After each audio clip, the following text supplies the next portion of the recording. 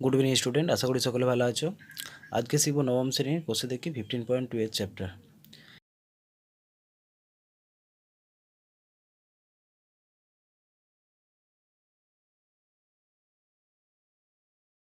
আর যদি ভিডিও প্রথম হয়ে থাকো তাহলে লাইক ও সাবস্ক্রাইব করে ভিডিওটি শেষ পর্যন্ত দেখতে থাকো। 11টা কী বলেছে? সার্কেলের একটি সমবাহু ত্রিভুজ এঁকেছে যার নাম হচ্ছে PQR। আমি ওই সমবাহু ত্রিভুজের অন্তঃস্থ কোনো একটা বিন্দু থেকে ত্রিভুজের বাহুগুলির উপর 3টি লম্ব অঙ্কন করেছি, যাদের দৈর্ঘ্য যথাসময়ে 10 সেমি, 12 সেমি, 8 সেমি।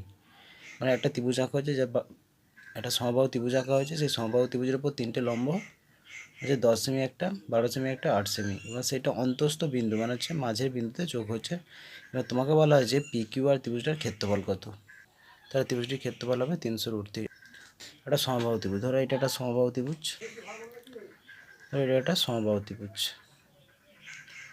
সমবাহু ত্রিভুজ আঁকা আছে, এখানে একটা মাঝের বিন্দু, এখান থেকে এটা যোগ করা হয়েছে, এটা থেকে এটা, আর এটা থেকে এইটা। এই যে 3টে লম্ব, তোমাকে এটা বলবো 3টে দৈর্ঘ্য দিয়েছে। ধরো এটা 10 সেমি, এটা 12 সেমি, আর এটা 8 সেমি। এবার কী করছে, তোমাকে বলেছে এই যে 3টে লম্বর দূরত্ব বলে দিয়েছে। কারণ এটা না PQR, একটা ত্রিভুজ যার 3টে লম্ব, এই মাঝে হচ্ছে ও বিন্দু। এই ও বিন্দুটার উপর 3টে লম্ব আঁকা হয়েছে, একটা 10 সেমি, একটা 12 সেমি, 8 সেমি। তোমাকে বলেছে PQ ত্রিভুজটার ক্ষেত্রফল বার করতে বলেছে। তাহলে এটাকে যোগ করে দাও, এটাকে এখান থেকে ডট ডট দিয়ে যোগ করে দাও, এটাকে ডট ডট দিয়ে যোগ করে দাও। এবার কি দেখো, এখান থেকে এইটা একটা ত্রিভুজ হয়ে যাচ্ছে, আর যেহেতু এটা লম্বভাবে অবস্থিত তাহলে এটা 90 ডিগ্রি দু সাইডে। যেহেতু আমরা বাহুটার দৈর্ঘ্য জানিনি, তাহলে তো ধরি সমবাহু ত্রিভুজটির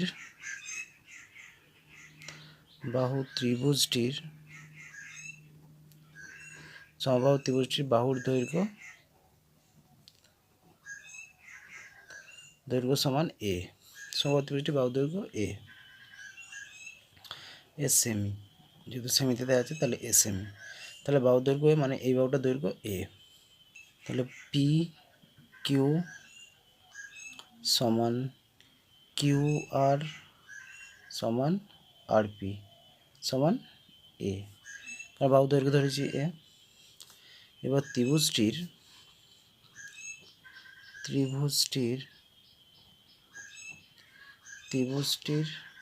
অন্তঃস্থ কোণ, ত্রিভুজটির অন্তঃস্থ বিন্দু ও থেকে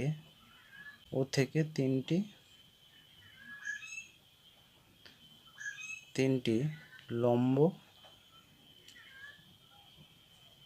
লম্ব যথাক্রমে, 3টে লম্ব কী ছিল? 10 সেমি, 12 সেমি, আর হচ্ছে 8 সেমি। তোমার 3টে দৈর্ঘ্য দিয়ে দিয়েছে, একটা 10 সেমি, একটা 8 সেমি, একটা 12 সেমি, মানে এই দৈর্ঘ্যগুলো দিয়ে দিয়েছে। আর বাহুর দৈর্ঘ্য আমরা ধরে নিয়েছি A। POQ একটা ত্রিভুজ, QOR একটা ত্রিভুজ, POR একটা ত্রিভুজ। এই যে 3টে ত্রিভুজকে যোগ করলে ত্রিভুজটা হচ্ছে কি PQR। তাহলে আমরা লিখতে পারি ত্রিভুজ PQR সমান ত্রিভুজ PQO প্লাস ত্রিভুজ POR প্লাস ত্রিভুজ QOR। এই 3টে ত্রিভুজ। তাহলে আমরা এই ত্রিভুজটার ক্ষেত্রফল সমান কী জানি? এই ত্রিভুজটার ক্ষেত্রফল সমান, যেহেতু সমবাহু ত্রিভুজের ক্ষেত্রফল হচ্ছে √3/4 ইন্টু বাহু স্কোয়ার। বাহু সমান কত ছিল? বাহু সমান A, তাহলে A স্কোয়ার ইজ PQR একটি সমবাহু ত্রিভুজের ক্ষেত্রে √3/4 ইন্টু বাহু স্কোয়ার। তারপর কি আছে? PQO কোনটা? PQO, এই যে PQO এই ত্রিভুজটা উচ্চতা কত? এই ত্রিভুজটা উচ্চতা 10, এটা হচ্ছে ভূমি। তাহলে PQO ত্রিভুজের ক্ষেত্রফলের সূত্র হচ্ছে হাফ ইন্টু ভূমি সমান A ইন্টু উচ্চতা সমান কত? উচ্চতা 10 প্লাস তারপর POR মানে এই ত্রিভুজটা একই রকম, এর বাহুটা A, সমবাহু ত্রিভুজে, তাহলে হাফ গুণিতক A গুণিতক 8। তারপর হচ্ছে কিউওআর এর উচ্চতা 12, বাহু হচ্ছে, তাহলে যুক্ত হাফ গুণিতক এ গুণিতক 12। এবার বা √3/4 a² ইকুয়াল টু, এখানে দেখো সবাই 1/2, এর কাছে 1/2, এর কাছে 1/2, কাটাকাটি করো, 2 5 10, 1/2, 2 5 10, এখানে 1/2, 2 4 8, 2 6 12, তাহলে 5a plus 4a plus 6a, বা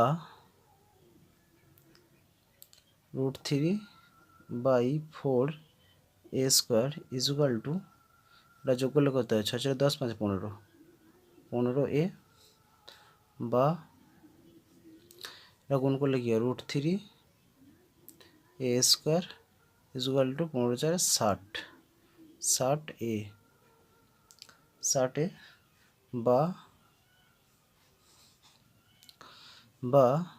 a² ইকুয়াল টু 60a/√3।